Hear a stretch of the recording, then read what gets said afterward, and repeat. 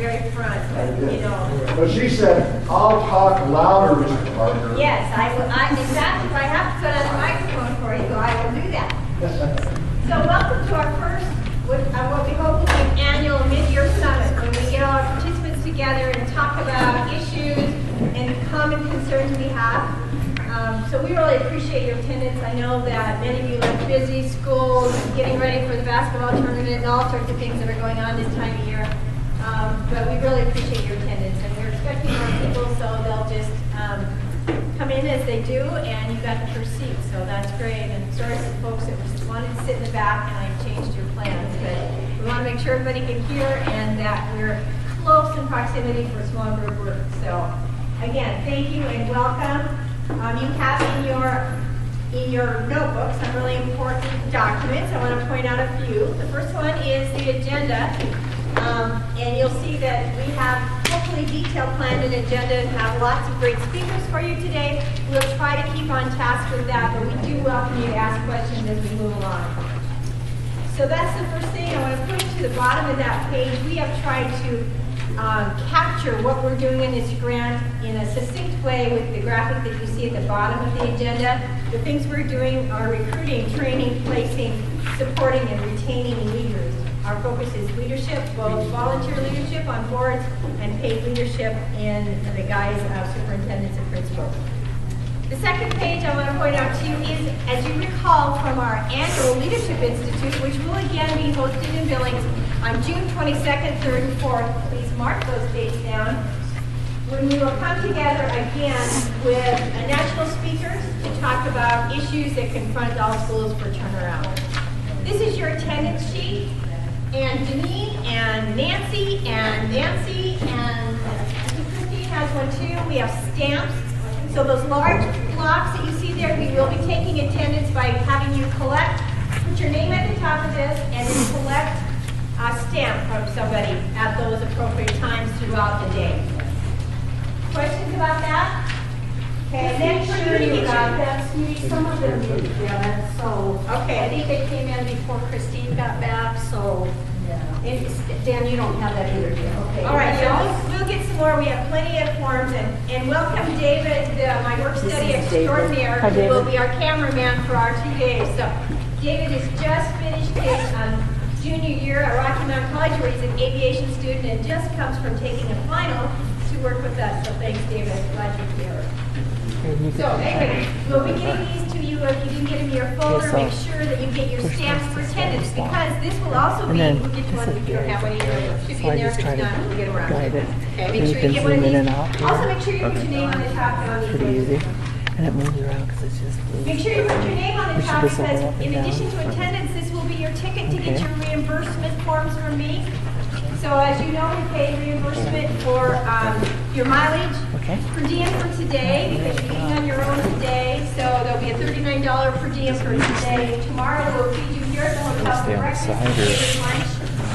And we have the hotel will be on a direct bill to my personal credit card, so please don't charge a lot of movies or anything. I'll be looking for that. But those will come directly to me, and then we pay mileage to and from the meeting from your home location, and we have to pay at the Rocky rate, which is 40 cents a mile. So those reimbursements will come directly to you or come back to your school if your school sent you with money to start it. So be sure to let me know which way that works, and mark it on your expense form, which I'll hand out tomorrow when I get attendance forms from you. Questions about the logistics? At the last annual retreat, when we did the stamping, you noted that you really liked that way of taking attendance instead of whatever other way we would be taking attendance. So we appreciate your making sure you get those filled out. And our stampers will be looking for you as well, because they have clearance stamps that don't say much.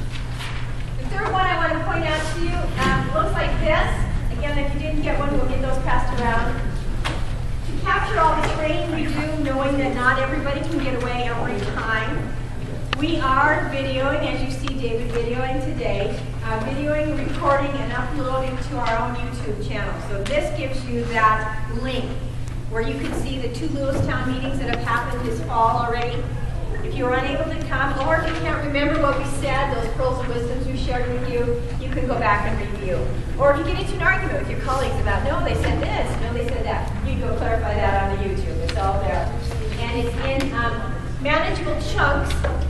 We've divided it up, I think, each training into 4 chunks, so about an hour apiece, because we figured that's about as much as any sane person could take at one time. So anyway, that information is there for you. We have a full agenda today, and tomorrow focusing on what we know is a common problem. We're talking about attendance. And we're going to be starting with our guests here in just a minute as soon as we give them a moment to get organized. It's great to see you. Good. So as you can see, we have a lot of resources today. We're going to talk about attendance, a problem we all have. Whether the attendance is student or staff, sometimes we have both, one or the other or both. We're going to focus on student attendance, and we're going to look at what the Milling School District has adopted for attendance matters and graduation matters, and how they're making a difference in the lives of students and getting them to school so that they can, in fact, have a great educational experience. So we're also going to hear today from the truancy officer from the Coach Tribal Court. He will be here to talk to us about a new initiative at the Coach Tribal Court. I know some of you already have truancy officers going on with your jurisdictions, but he's taken an approach to commission volunteers and public persons, if you will, because he has such a large geography to cover, and there's one of them. So he's working full-time at this job, but is enlisting the help of others, and has already spoken to the choir board about how he can enlist volunteers in their community, as that is very far away from where he works most of the time, so that we can coordinate efforts and make sure that we're helping parents be responsible and get kids to school or deal with it if they are not. So he'll be here this morning as well. And then tomorrow we'll finish with more information about absences and how you look at absences by policy, and talking about how we can learn from each other about what works, what doesn't work. One of our schools is doing an expulsion based on attendance. We want to talk a little bit about how that's working, if it is. And we have some helps about what some districts are doing to capture attendance, record it, and reward students if they're absent less than, Kathy would say, 2 days. And I mean, it's a high bar to meet, but we're seeing some significant improvement in attendance at Hayes when we get our project. So we'll ask them to talk to us as well. So again, we have a really, really full day. Donnie Wetzel will be here tomorrow to talk about culturally appropriate MBI. He's talked to some of you board members about that, and we'll see how that project is working to better enhance what MBI is doing from a cultural aspect with Indigenous coaches. So Donnie will be here. I think he's writing tonight, but we'll be talking to him tomorrow. So a full agenda. We hope that you'll be able to take part of all of it. I know a couple of you talked to me about something you have going on. We're going to try to keep to the schedule, so if you can try to keep with us on the schedule and work your Christmas shopping around that, we really do appreciate that. For the most part, if we can keep cell phones off or on vibrate, that would be very helpful as well. And with that, I'll let Joe introduce our guests. Okay, just a couple things before I introduce our guests. First of all, some of you are new to me in the audience. I don't know that I've met all of you. I'm Joe Swain. I'm with Stevie at Wright County College, and we wear a couple of hats working with our Master in the Leadership program, and then we also work with you all in the Rising Stars grant. Our passion really is about leadership. And so as we've evolved over the last year into this year 2, one of the key things that we've heard from all of you is we really want to have our training, our staff development, our sessions together as a team. That being trustees and leaders. And we're delighted about that. And we're thrilled with the number of you that are able to make it today. As Stevie said, we know you're very busy. This is a crazy time of year. We tried to schedule this around an event that's happening in the community that maybe will work out for you as far as being able to do 5 things at once, which is what we know leaders do. So as we work this afternoon and into tomorrow, our focus really is on leadership. And when we reference that, we're talking about shared leadership. This isn't about the building leader handling and doing Lord knows what, because we already know that they juggle 5,000 different balls. We know as trustees, you do as well. So when we talk about a lot of the ideas that we're going to hear over the next We want that hopefully be meaningful for you in a way that you can take some ideas back to your district and actually engage in some collaboration as it relates to your district. As Stevie mentioned, we've chosen the topic of chronic absenteeism. There's a definition for that, which I did not know. And that was derived from our school leaders. As we've done any kind of pre-assessment with them about what are some of the burning issues and the topics that are faced in your schools today, the one that resonates to the top continually is this issue. How do we get the kids to school? And then, of course, the part B might be, and what do we do once we get there? How do we look at our instruction and those kinds of things. But I think the very first ginormous step that we're making is the fact that we got to get them there. And I know you've tried a zillion things. We're going to share some ideas, as Stevie mentioned. Hayes Lodgepole is doing some different things. I'm sure many of you are doing different things, and we just need to hear what those ideas are, in addition to some of the folks that we've brought today to share some ideas. So while this is kind of in a formal setting, it's really informal. And I think the ladies that I'm going to introduce to you in just a minute would say the same thing. If you have a question or a comment or a think about, we would really like to hear from you. We would rather you all do a whole lot more talking than we're doing, okay? But the next thing, and I'm going to show just a really quick video clip as to why it is we're here, and not only in relation to the fact that our leaders, school leaders, our building administrators are really struggling with this issue, but I know trustees are as well. This is not just an issue for us in the state of Montana in the district share survey. This is an issue across the country. And it's gained a lot of momentum. It's gained a lot of support. It's gained a lot of discussion and dialogue. And so we're going to see some snippets of that dialogue and some tools that maybe are out there that would assist us in our home conversations as well. Okay? Nancy Coleman is our coach. Nancy Krantz is our coach, just so you're familiar with those faces again. Stevie and I also coach. Stevie versus prior. I have the opportunity of working with Hayes Lodgepole, so Stevie and I also try to stay in the field. Janine Sinnis is sitting at the edge of the table as a member of the grant team working with data. And then you met Christine and Kara at the table. She's our administrative assistant and kind of holds the whole operation together. So it's a lean machine because we wanted the dollars to go back to you and to training and staff development. As Stevie mentioned, you have a grid on your agenda. It's at the very bottom. Those are our 4 key areas that this grant focuses on over a 3-year time. We're in year 2, beginning of year 2, we're halfway through, I guess. You'll see there it says training. Okay, our goal is not just to train and train and train and train, because we could have a zillion topics pertaining to school leadership and board leadership. Our interest is in what are your issues? What are your concerns? What are you continually having to deal with that you need some support, some suggestions, some ideas, and some facilitation on? So that's the quadrant. That's what we're focusing on today, in addition to the other opportunities we're trying to provide for trustees and for leaders as well. So I'm going to show you just a very quick video clip, and then I'll introduce our speakers. Thanks to our computer guy. Should I call you John Wetzel? Maybe we should see if we can do a light. See if this might show better with the light. Thank you. One of the tools that we're going to talk about over the next day and a half has to do with a group called America's Promise.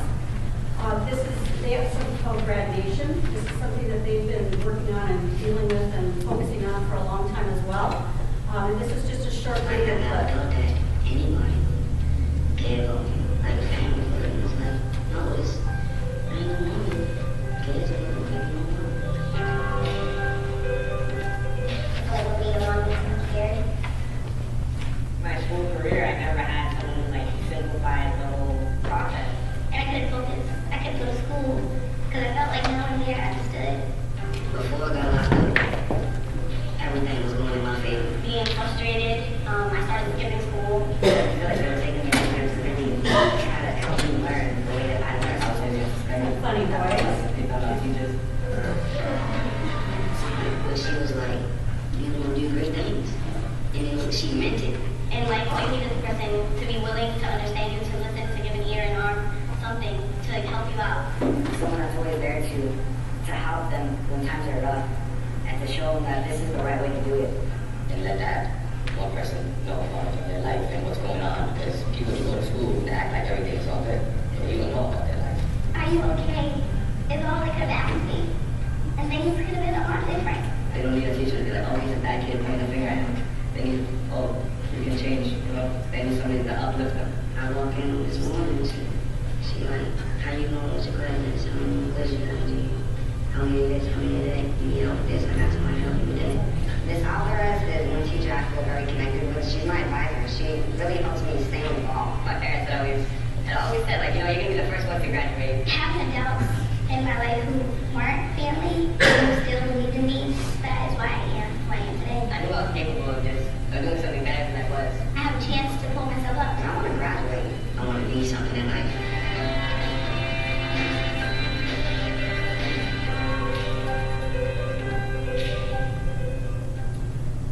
So that, John. Do they all have helium before they talk on there, or what? I think that's John's computer. He's got it set to Mickey Mouse. So the gist of that quick video clip, of course, is all about relationships. We wish it would be that simple, but it's a complicated issue. And we're not going to profess that in the next day and a half we have the answers to that, but we have a lot of ideas that we think that would be worth you all mulling over, discussing, collaborating on, and seeing how some of these things might apply to your district. So with that, I'm going to introduce our folks that are going to share some insight with you about what's happening in the Billings area. Why don't I just have you come up here quick, and then you can put your thing in, Kristen, and I'll... County, you want to come up too? You both, is this a dual thing? We're tag TV, okay. Well, this is Kristen Lunger. I'll just... Hi, everybody. And this is Amity Malberg. I can't remember that last name. And I wrote down what your title is, Kristen. You are the Director of Impact at United Way, Yellowstone County. I have an opportunity to work with Kristen. I sit on the Graduation Matters Committee here in Billings, and some of the work that United Way is trying to do to be the community resource that is supporting what's happening in our schools. And I've seen what's happening in Billings and some of the things that are really starting to take flight. And so when I talked to Kristen about coming today and sharing some of the insight about what's happening in Billings, there's a couple of cautions I had in my own mind. Is some of you might sit there and say, well, shoot, we're not in Billings. Well, no, you're not. But we have similar demographic kinds of schools in our community. Maybe not as complex as some of the schools that you're working in, but we certainly have graduation issues, unlike, everyone has those issues. No one is sacred to not be dealing with the issue of dropout. So I don't care where you live. You can be in Craggy, you can be in Billings, you can be in Pryor, you can be anywhere. And this is a hot topic about how do we keep our kids in school, how do we keep them engaged, and how do we entice them to want to really seek that education. So with that, then Chris and I kind of mulled it over a little bit and said, it applies everywhere. They're going to share some insight, I believe, about what's happening in Billings, but these are ideas and thoughts that will resonate, hopefully, with you as some key takeaways about how they might apply to your community. So, Amity is the newly hired individual. You're working now at Union School? That's part of our pilot, right? I'm based out of the United Way office here in Billings, but I'm working with Newman School. That's just right over here. Newman School is a high-needs lower SES school that is piloted this year. Had an opportunity to attend a couple of their events, which is really exciting. So I think with that, Kristen and Amity, I'll just turn it over to you. Okay. Kristen's going to start us off with some background and talk about how they arrived. Graduation Matters Billings and Kristen's team there arrived where they're at, and then I'm going to pipe in a little bit. I thought I was never going to get this thing to work. Finally, the first step. Can you all hear her okay? How do I move slides? What's that? Is there a clicker to move the slides, or should I stand over here? You know, I can move them if you want me to. I can be That's your... okay, I'll stand right here. Okay. That's working. Yeah, so Judge, a bishop, and a planner were talking together one day, and they're kind of vain, so their conversation went to which one of them was the greatest. And the judge says, well, I think I'm pretty great. When I walk into a room, they call me Your Honor, and the bailiff has everybody stand up. And the bishop said, well, that's really nice that everyone stands up for you, but I'm really great. When I come into a room, people say, Your Eminence, and kneel down and kiss my ring. And then the planner said, I think I had you all beat. When I walk into a room to do a presentation, everybody puts their face in their hands and says, oh my God. So, what I'm hoping is that, when you see me and Amity walking to this room to do our presentation, inside you're probably all going, oh my God, what is this going to be like for the next hour? And then what I'm hoping is that by the end, we're kind of in this together in a good way, in terms of, oh my God, we can do this together. But if not, I just want to tell you that I brought you all presents. So, if you put up with our presentation, you'll at least walk away with this, which will be part of the presentation. So, what are we going to be talking about? I'm just going to do a real quick, the green circle up there, kind of our official story here in Graduation Matters Billings, to tell you a little bit about our journey. Then the purple circle, the OTR is the off-the-record part. I'm going to spend a little bit more time on that. Really the heart of our work and some tools that really matter to me, because I know that you go back to your own communities and everything's different in different places. So I want to share some of the stuff there that's been really helpful for us. And then Amity is going to wrap up with some real specific activities that we're trying around attendance and billings and why we've come to those decisions.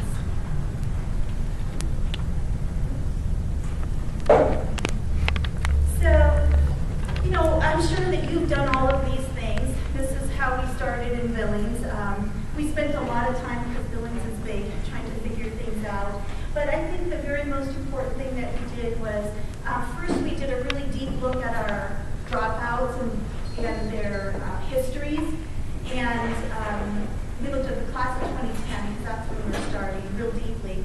And we found we had this huge achievement gap. These are some of our problems in Billings.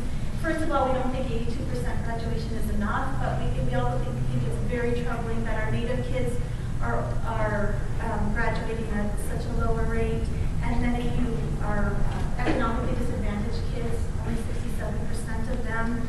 So those became our goals, to close those gaps and have everyone graduating at the same rate. And then we did these listening sessions in our community because we realized that we looked at the fact of who was dropping out and why, and of course it's no surprise to any of you that chronic absenteeism and academic failure were two things that were consistent with all of our dropouts. Our dropouts were missing 3 or more days every month, 5 days. They were missing a lot of school, and they were failing their freshman English and their freshman math. And so then we decided we needed to visit with people to find out why. So that took us like a year.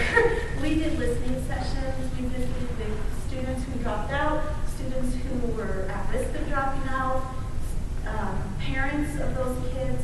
We talked to teachers, we talked to administrators, and in every session we had basically 4 questions. And the questions, we said that we notice when we look at the kids that are dropping out in our district that they're missing a lot of school. Just from your perspective, why is that? And then we took really good notes.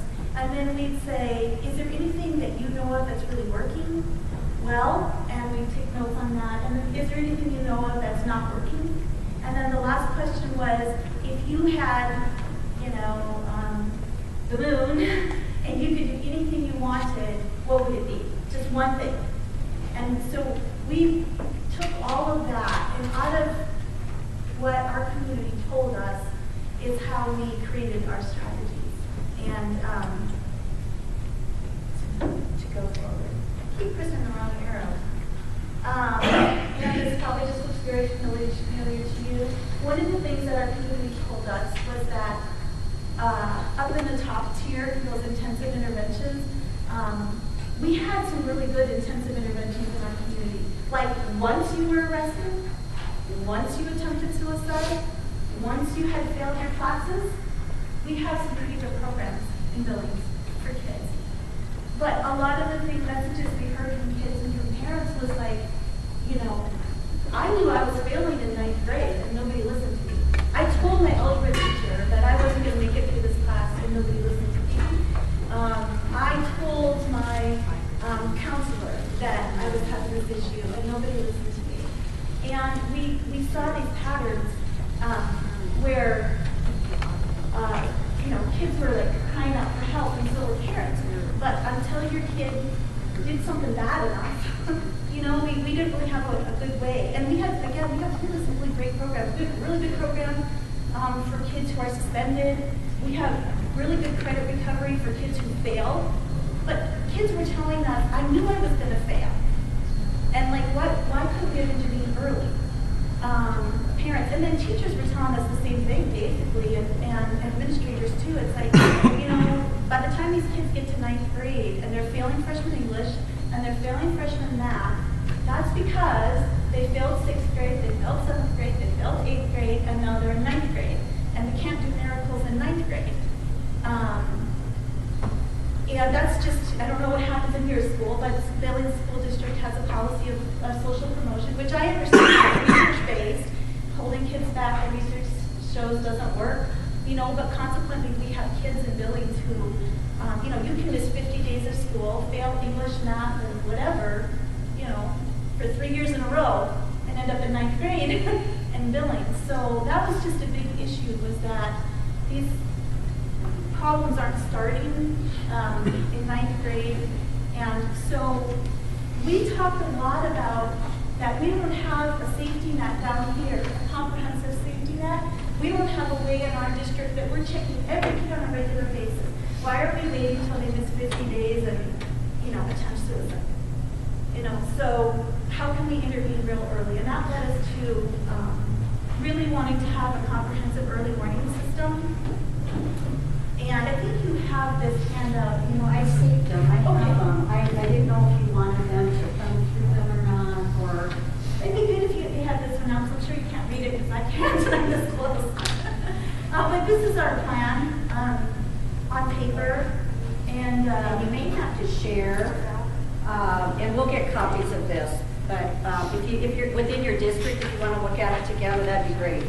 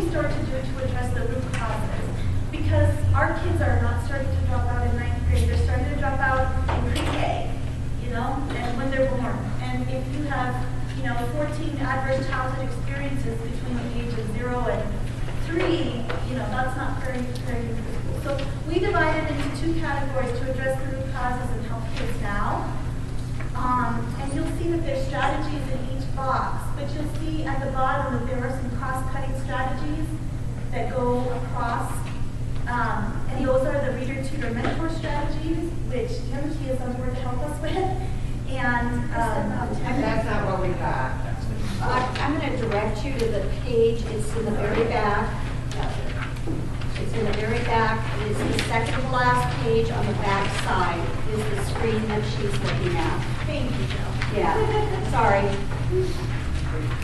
So, there you go. So, we're not going to touch, we're going to touch mainly on these two bottom boxes, but I'm going to just talk to you just briefly about some of these ones. On the Help Kids Now, we see that the issues were attendance, disengagement and relevance, and the academic failure.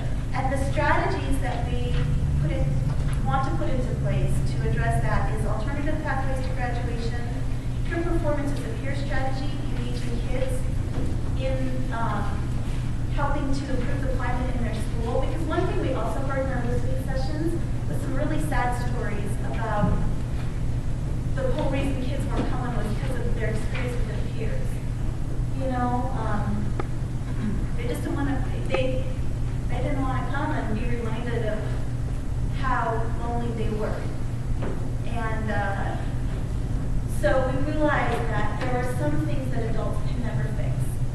And so peer performance is a strategy in that vein.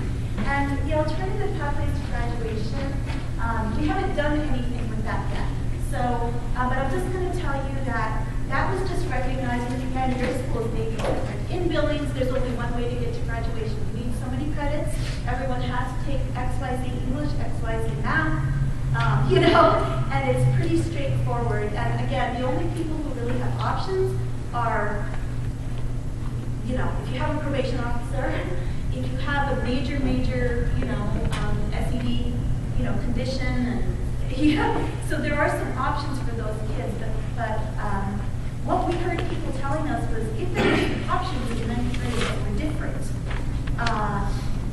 that would be more engaging. You know, and teachers told us that too. English teachers told us, you know, I hate that I have to teach this book. I know if I taught a different book, or if I had some freedom, I could engage my kids better. So that's where this alternatives idea came from, was, you know, does every kid really have to follow the same path, or could we create some differences? And one thing on that alternative pathway, when you go back to our achievement gaps, and we have that achievement gap with our Native kids in Billings, with only 58% of them graduating, one of the things we heard quite a bit there was the difficulty in the transitions when our kids in Billings, you know, go back home to the reservation, and then they come back home to Billings, and they go back home to the reservation, and they come back home to Billings.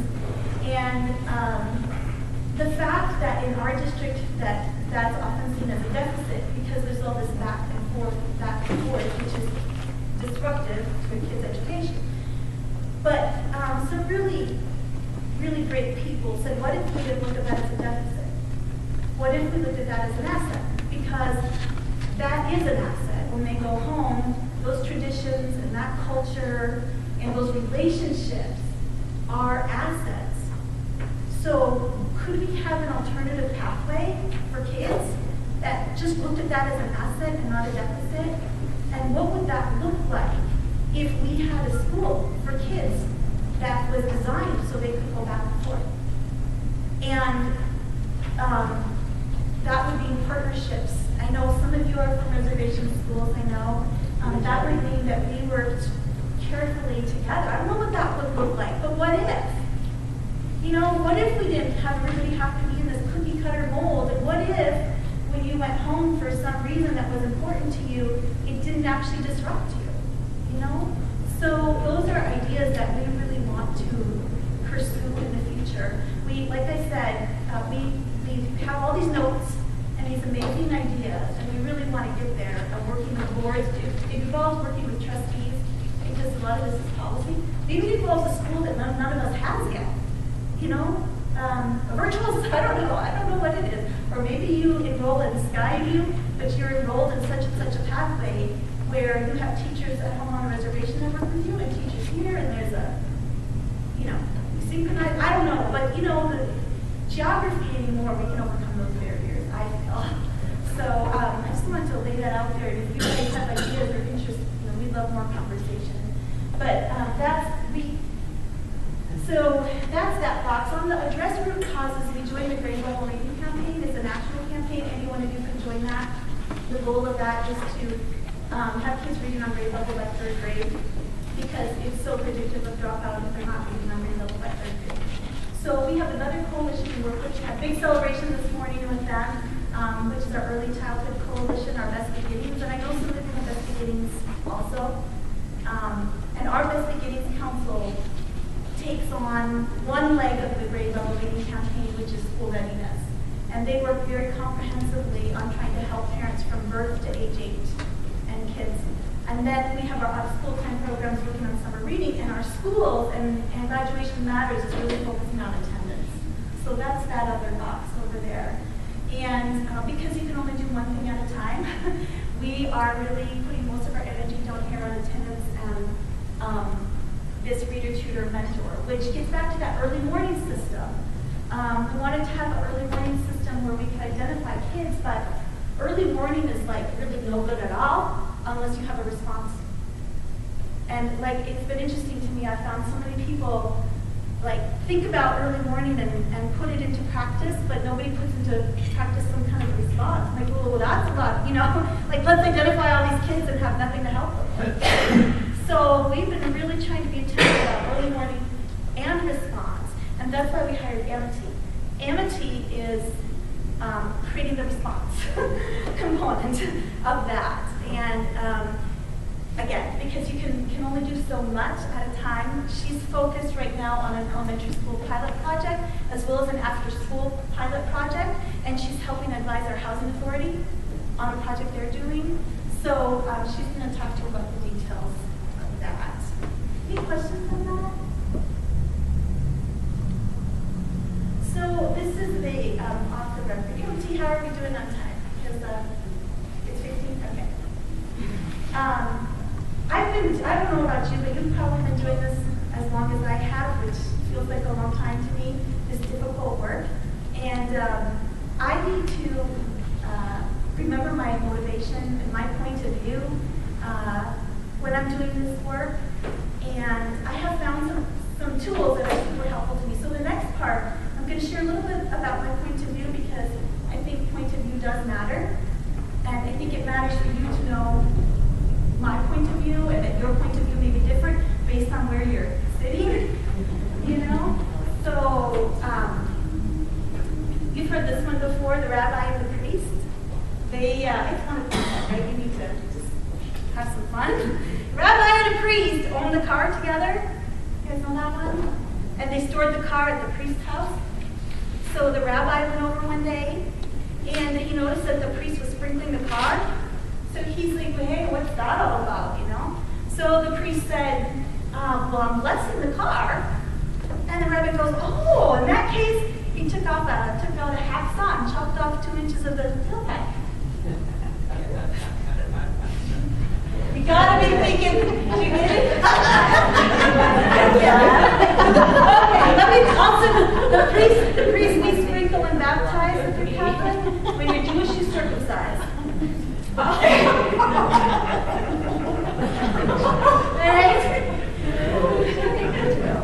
Alright, so all that is to say that I'll bless my children in a certain way, and I'm sure that you'll bless your children in a certain way, and that I know that what works for me or in Billings may not be what works for you. You may want a hacksaw, and I may want a sprinkler, or vice versa. There's some kids I need a hacksaw for, just saying. But,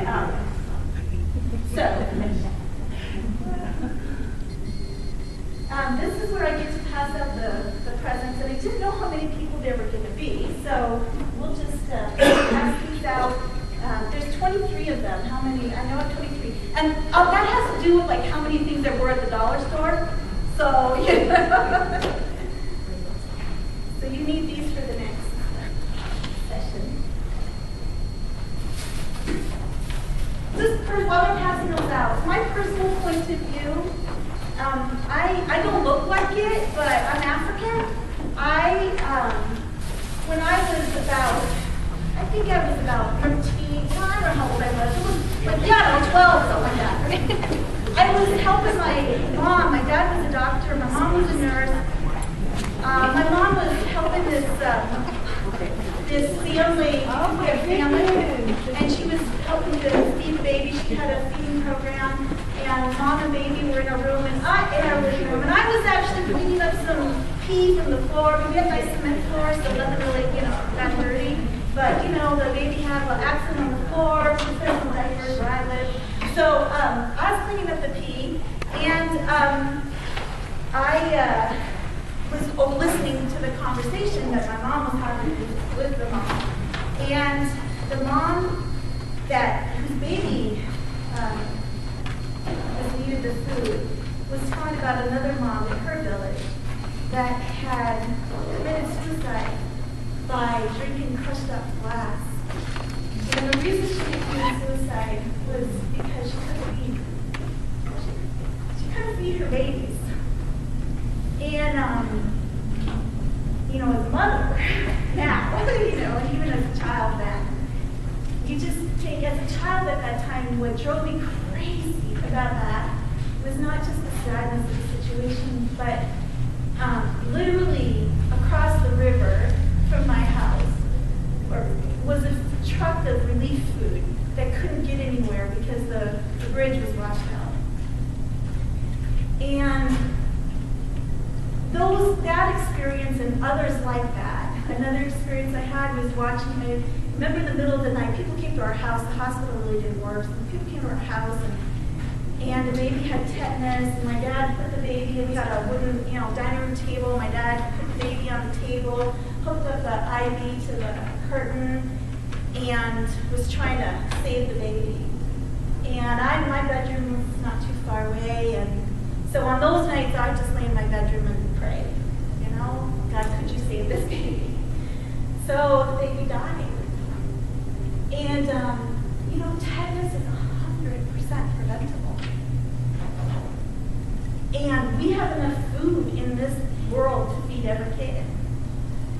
And that's what motivates me to do this work, is I know that we have food, we have the solutions to keep our kids alive in the United States. It shocked me when I came to the United States and realized that the wealth of this country and we're throwing food away and there's people starving next to us, and we have answers, but not everybody's getting the answers, and that's my personal point of view. So I need to hold on to that when I get weary, and I know you guys all have stories like mine about why you do what you do. So that motivation is just so important, because in the busyness of trying to do it, sometimes you get discouraged and want to get up. Oh my God, how much of a difference is it really going to make?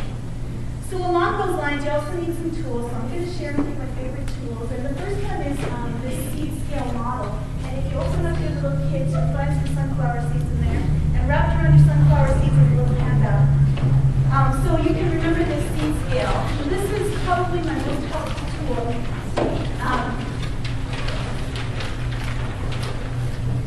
That I think will help you guys with your work.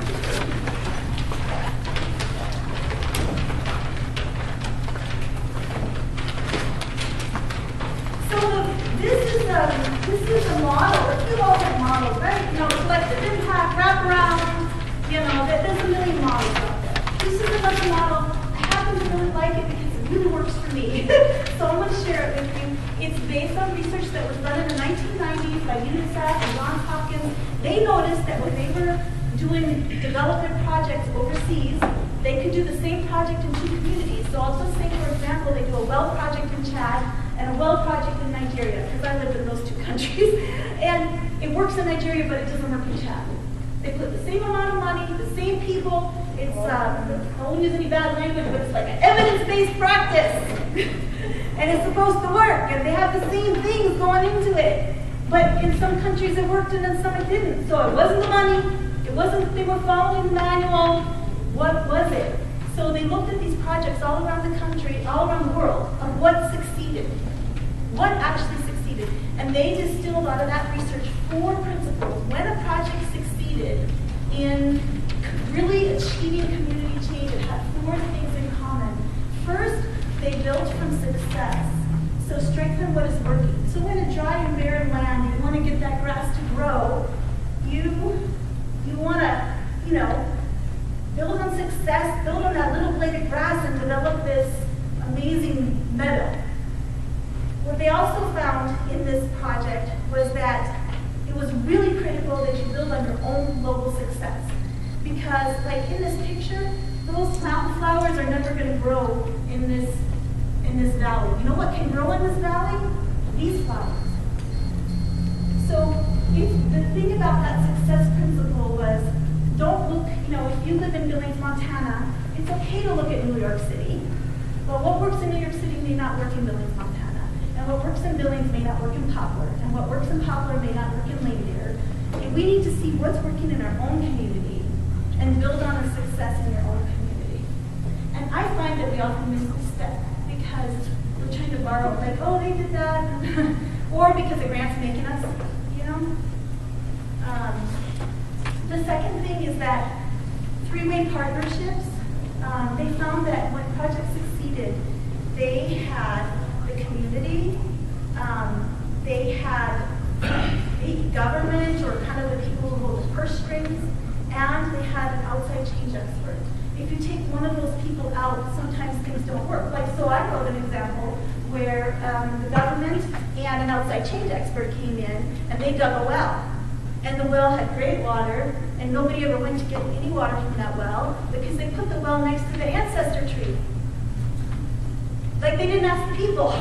If they just had one person from the community, they said, oh, don't ever put it, no one's going to touch the water from that well. Vice versa, you could talk to the community and have an outside change expert and say, we're going to do this. And then your government says, we didn't like that idea, we're going to put $5 million over here. So all three working together. And making decisions based on evidence, not opinions. And that's a hard one to do. That's where, to me, we took a lot of time in Billings to look at the data and to listen to people to be able to make decisions based on what's really real and not just somebody's opinion, because either they're important today or they were important yesterday and the last thing is to seek behavior change as the primary outcome. And I really like this one too in this model, because what they noticed was that, what you typically think of, let's just say attendance. That our behavior outcome would be that kids want to attend school or come to school more, right? And that would be part of this model. But a really important other piece of this model is that in order for kids to change their behaviors and come to school every day, every one of these three entities that are involved needs to change their behavior. So we don't need to just say, what behavior do we want the kids to change, or what behavior do we want mom to change? I need to say, as a teacher, what behavior am I going to change? As a government elected official or a school board trustee, what behavior am I going to change? And that when all the systems think about what behaviors they are going to change, and they change those behaviors, then you have success. So, how I use this? Well, a really, really wise man once said if he had an hour to solve a problem and his life depended on it, he'd spend the first 55 minutes determining the question, because if he had the proper question, he could solve the problem in less than 5 minutes. And I use this seed scale model to ask questions. Are we strengthening what is working? Are we really looking at the local success and building that up, or are we trying to start something completely new? Do we have three-way partnerships? Are we missing something at the table? Are we making decisions based on evidence, not opinions? And are we willing to change our behavior? Sometimes when things are going wrong or not going well, I just sit down with these questions and kind of look at them. It's like, oh gosh, we just did this last week at United Way. And it's like, man, yeah, we're missing a few pieces, and it's helpful to go through. So the second thing in your kit that you could pull out is your little superhero. Because, these are the words for you to remember. Speed, we had seed, not seed scale. And the superhero has a little emergency pack attached to it, because I want you to think about emergency and urgency. And I think that in this work, we have to to all work together and collaborate to help our kids. But I think very often we think collaboration is like, you know, I have a red bead and Amity has a blue bead and we put them together on a string. I'm telling you that's gonna break and you're gonna lose one of those beads because that's coordination and that is not gonna get the job done for our kids. The collaborating, I really feel, is more like my dad this summer, you know, he was put on a hospital, bed. You know, they cut open his chest, pried open his chest, tried to fix his valve, and they couldn't fix it. And so they you know, finally, like an hour later, they took it out, and they put in a pig valve, so he's half pig. Anybody else here half pig? So they put in a pig valve, you know, and he survived. But you know what? That's collaboration, and like to me, that's what this book is about, and helping our kids graduate. We need to have that sense of urgency and that sense of emergency. We need to remember why we're doing our work. We had a suicide you might have heard about last week in Laurel, 13-year-old. You know, it's like, why, you know, never again. This is why I do this work. I need to have a sense of urgency. I don't want to wake up tomorrow and hear about another 13-year-old suicide. You know, I don't want to wake up tomorrow and hear about somebody that, you know, dropped out of school because somebody didn't care. The urgency. We want to have a sense of urgency and emergency. You know, when you're dying and you're in an urgent situation, we do things very differently. We pull together. You know, if you're on your deathbed, you may have an alienated situation with your daughter, like for 20 years, but you say, you know, whatever, let's say her name is Amity. Amity, I'm dying, I want you to come home and see me one last time. And Amity comes, you know, because you're dying, and when it's an emergency, you forgive, you work together, you decide things don't matter, that mattered before. You think about like the flooding situation, you know, everybody just puts everything aside and works. So this has been something that's been an aha moment for me. It was one of my coalition members that taught me this. She's like, why are we doing what we're doing? And if it's not urgent, why are we here? I was like, wow, you know, everyone's so you're right. You know, so that's why I gave it a little superhero with emergency. So back to, we need to be motivated, we need to have tools, we need to remember it's an emergency. My last thing is the germs. So you have Germ-X. So you gotta remember this is the Germ-X. In the Civil War, 650,000 or 620, I don't know, I have it somewhere here, 1,000 people died. 2/3 of those people died because of an infection, not because of bullet or bayonet.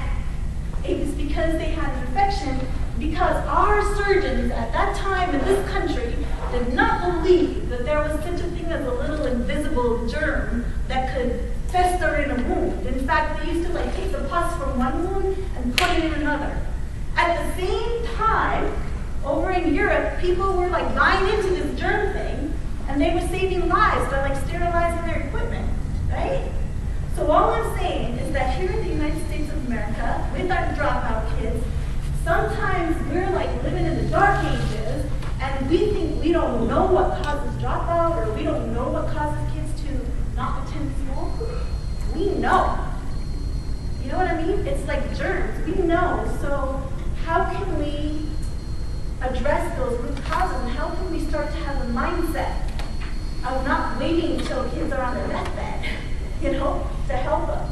I'm going to go through these real quick because I'm sure I'm using up my time. So I really use the public health model in my work with Graduation Matters and attendance. In public health, you probably all know, you identify the problem. This kid has a fever. The reason she does is because she's drinking dirty water. And one solution would be to give that girl's family a filter, and she'd be fine. In fact, this is how my family lived in Africa all those years, because there was no source of clean water for the village. We had our own filter and we boiled water. But that was a solution that just worked for me and my brothers. It didn't work for all my neighbors. So public health is really about, can we get to the source of the dirty water and clean it up? So that's this whole germ thing. You know, what are the germs that cause kids not to attend, and how can we get to those solutions that aren't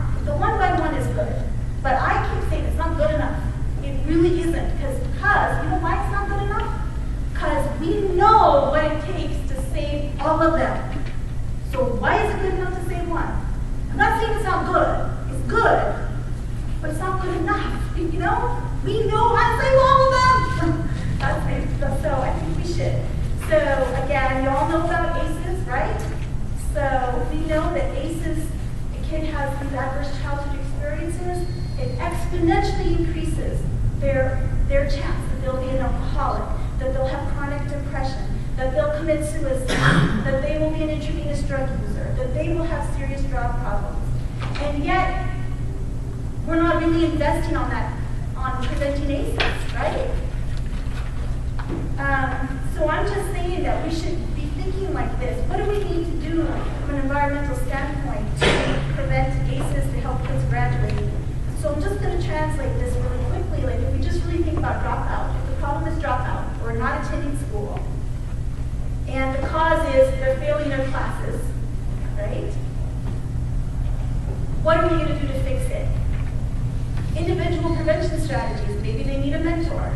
And so all this is good, you know, I mean, kids do need mentors. Maybe mom's having a rough time, and maybe if we could help mom, we could help the kid. Maybe the kid needs tutoring. These are all strategies. But what would environmental prevention look like? Remember our pyramid back to the bottom? What could we put into place that would help all kids? So these were just some of our thoughts here in Billings, where, again, back to the alternative pathways. What if we had alternative pathways, we could be preventing these kids from, you know, being disengaged? What about our attendance policy? In our district, we don't have an attendance, well, you know, for the state. There's no real statewide law that backs up attendance requirements for kids K through 8. So what if we address that policy? Because again, people told us over and over again, they're not just missing 30 days in 9th grade. They missed 30 days in kindergarten, nobody cared. They missed 20 days in 2nd grade. They missed 50 in 7th. So what can we do to change our attendance policy that might help kids? What about school climate? Again, is your school welcoming? Do kids want to be there? What about an early morning system where we're looking at every kid every week? Oh, you missed 2 classes? Oh, you were late? You know, what's going on? We just heard a little story about this at a after-school program this week where one of the staff members there is mentoring a girl, and she was looking through her report card, and she said, I see you're doing really good in all your classes, but you have a C in this class. Why is that? She goes, I just can't get to school. My dad won't wake up. So she's late to that class. She had 34 or 38 tardies in that class. Universal support for mom. You know, Amity will talk more about some of our ideas about this, but that is the road that we are headed down. And I'm going to turn it over to you. Yes. How many people do not get a package? Here's one right here. And that's it. Then I owe you.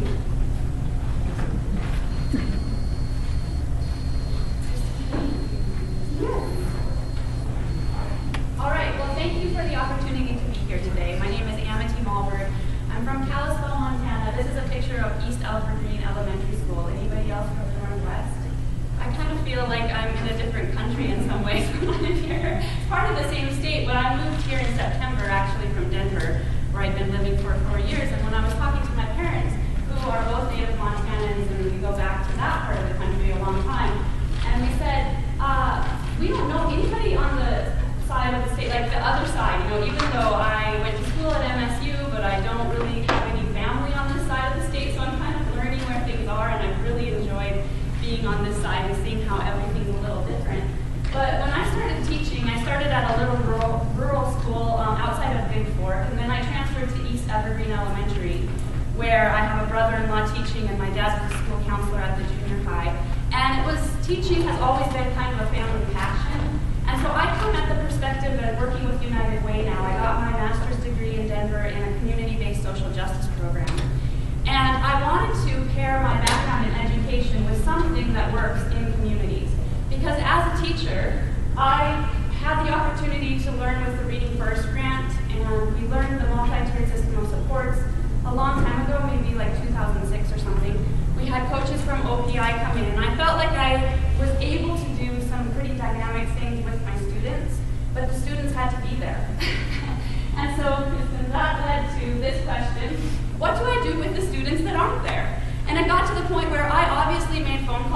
home, I would do the best that I could to try to get this kid to school if possible, and it still was a barrier.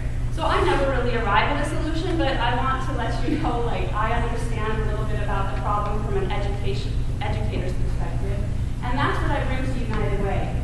So when we look at United Way strategies, ways that we as the community can partner, we really want to focus in this Tier 1 strategy at the bottom. Because like Kristen mentioned, we know that there are some effective Tier 2, Tier 3 interventions happening in communities.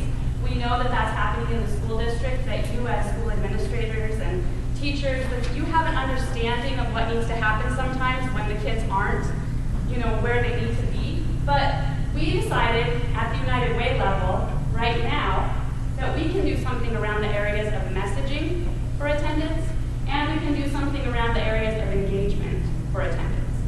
And ultimately, like Kristen talked about, we want to be a part of the community solution for the early warning and response. But we are outside entities, and we don't have access to the data that the school district has access to. So we're working with our district here, School District 2, to try to figure out what can we do, how can we gain some access to data to move more into those Tier 2, Tier 3 elements. But right now, when my job started, what can I do right here, right now? So we do want, when we look at the early implementation of early warning and response, we want it to be around the areas of attendance, behavior, and course performance. And so we've had extensive conversations with OPI coaches about what that could look like. And we're hoping to implement these at after-school programs so that we can be supporting in the community from an after-school perspective and understanding that when kids are involved in effective after-school interventions, that they see dramatic improvements in grades and just access to curriculum. But we also are coming at this from the perspective that we want to be resourcing our schools. So when Kristen talked about our partnership at Newman, that's where we're stepping in and we're saying, I might not know the individual students who could benefit from Tier 2, Tier 3 things, but I do know that as a whole, the school could be boosted by some Tier 1 strategies. So that's what I can impact now. That's what I'm working to. And to be honest, it's a slow process. As a teacher, I was used to coming into a classroom and kind of having control of what was happening there and then, and getting the word from my district administrators, but implementing it and seeing things change or not change. From the outside, it's been an interesting perspective. And I start to see these like little red flag things that pop up and say, whoa, you can't go there. Oh, you don't know. You can't have access to that. You don't know about that. So as an outsider now, I'm getting this whole different insight into what's going on, and it's actually been very, like a steep learning curve, if you will. So when I looked into Attendance Works, and it's a great resource if you haven't checked into some of their data online, but in the area of the Tier 1, they did say that students often are absent because parents might know that might think that only unexcused absences are a problem. So if I call in and it's excused, there's no problem. Or only if it happens like day after day after day. So the periodic or sporadic absences are not a problem. Or that only attendance matters in the older grades, where at Newman School is a K-6 school, we really want to change that messaging. So that's our Tier 1. No, you're right there. So our messaging for all students is in this poster that are on all the doors that talks about daily attendance matters, so that as parents come and go, they see this poster. And I created this. I just went online and found some graphics. And to also give a judge per quarter, how are you doing? Looking around that. So that's one strategy that we're using for messaging, is just creating a common vocabulary that teachers can use, that the school administration can use, and that the community is exposed to. Now, something great that we have here in Billings is we have some people from the community say, we want to be a part of this solution. We want to be a part of knowing and spreading the word that attendance matters. And so with the Newman pilot, we gathered a group of volunteers in June and July to put together some packets that would go home to students with students at the beginning of the school year. That they each got this little school bag, and then they got a tag that would go on their backpack that says attendance matters, that they could put their name on the back. They got these bracelets that the principal wears every day. I was just at a PTA meeting with him the other day. And this is one of the key things that I think was neat. So volunteers assembled all of these, and they got a magnet with all of the days that are vacation days and parent-teacher days and early release days so that they can have this on the fridge with the school number so it's easily accessible if anything comes up. And then, if you go to the next one, in August we utilized volunteers, just trying to get the word out that school is starting. Every day matters, every day counts. And the volunteers went around in the community and they hung these on every door handle in the neighborhood. Thankfully, we have someone at United Way who was able to kind of orchestrate this to divide the community into different zones on a map. And this has all of the local elementary schools in their community along with contact information, school start times, and phone numbers, and including the high schools and middle schools. So that was the first part of that, was the back to school messaging. And then secondly, after kids had come to school, got their back to school packets, we wanted to reward them for on-time daily attendance. And so the principal started a system where he actually had little fish that he gave to kids every day if they were at school. And the kids actively collected those from the classrooms, and they started an incentive program where the top 2 classes with the best attendance got fish tanks that I put together. That was kind of a fun part of my job. And then also the students in the assembly where they received those incentives, they actually got to take a graduation pledge with Denise Juno and then go back to their classes with the help of high school volunteers in the bottom picture there that you'll see help them fill out their own pledge to graduate and take it home to share with their families. So the principal really spent a lot of time and continues spending a lot of time building the foundation for early success so that hopefully it pushes the kids forward and this messaging of attendance starts to be embedded in their daily routine so that by the time they get to high school, it's more of a functioning understanding that attendance is just as important as reading. I was just going to say that this principal, he had the philosophy that, he's like, often we kind of celebrate the last week of school, like we have parties and videos, and he's like, I kind of think that should be sad when we're getting out of school, and the celebration should be day one. So he made this amazing festive atmosphere when his kids came to school that first day, like, welcome back. We had a whole team of community people, like cheering kids and parents. They're kind of like, but they loved it. And he made a big deal about that first day, and he made a big deal about noticing the bracelets. I think those things make a big difference. You get a bracelet, what? But he's like, hey, you got your bracelet, and they kind of created this competition with kids. So he just really created an atmosphere where this matters, and we keep hearing stories around the community of kids telling their parents like, it matters, get me to school, I gotta get to school. So we think it's working. That's with the younger kids, Yeah, and statistically in this school, we had 95% on-time daily attendance for the first month of school. And so the principal has acknowledged that since the incentives kind of died back, the attendance has also lagged a little. So we're hoping to go into the school and do some more celebration days with just community partners. Nothing with money, just to greet kids as they get off the bus, to greet kids on the playground and play basketball with them before the school day starts. I mean, those types of things that just say, hey, it's good that you're here and we're here to celebrate you being at school today. So ongoing, we want to keep this message forefront, and so I created this